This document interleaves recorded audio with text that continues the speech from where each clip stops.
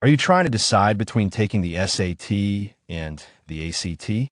Well, you should definitely take the ACT. Let's dive into why. I recently conducted a survey and asked for your opinions on which test is superior, SAT or ACT. The results were quite lopsided, with about 76% favoring the SAT and only 24% leaning towards the ACT. However, this doesn't accurately reflect the actual market share of test takers. Currently, the split is about 46% for the ACT and 54% for the SAT.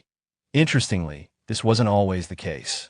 There was a period from around 2012 to 2017 when the ACT actually surpassed the SAT in popularity, holding a larger market share. It's worth noting that during this time, the SAT underwent a significant revision. Despite the recent trend towards the SAT, the ACT possesses several advantages that make it a compelling choice, especially considering upcoming changes to the SAT. Firstly, the ACT is essentially the same test it has always been, with only minor format adjustments anticipated. This means that the practice materials you find will closely align with the actual exam. You can access a wealth of practice tests that accurately simulate the test-taking experience. For instance, College Board has released 4 digital practice SATs, but they tend to release more content annually, leaving students with a potentially limited pool of official practice materials compared to the ACT. The ACT, on the other hand, has a substantial amount of readily available practice tests that students can utilize. Many of these are easily accessible, and official ACT prep books are also available. This abundance of practice resources makes preparing for the ACT more straightforward. Furthermore, expert test prep providers, including myself, have a clearer understanding of the ACT as the SAT is undergoing significant changes.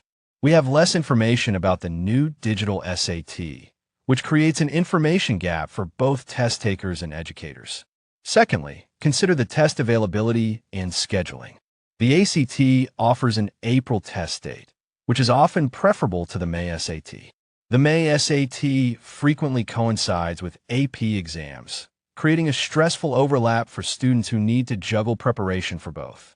The ACT's June test date is also advantageous, occurring a week after the SAT, providing an extra week of focused preparation after final exams. Additionally, there's a July ACT, conveniently scheduled during the summer break. While test center availability in July can be competitive, the ACT has historically worked to increase capacity. The ACT also offers a September test date, which is a good option for students starting their junior year. In contrast, the SAT's August test date is followed by an October test date that falls during a period of midterms and increasing academic pressure for many students.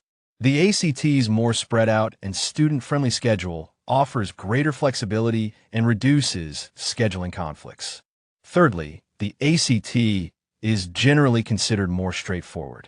While both tests present challenges, the ACT allows for more consistent score improvement through dedicated effort. The English section, for example, is largely content-based.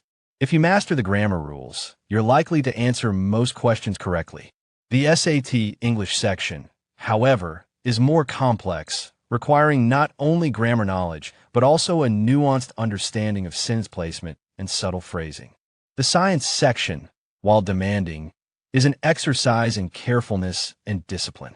It's not about complex scientific knowledge, but rather the ability to read graphs, charts, and experimental data accurately. The reading section tests your ability to comprehend and analyze texts.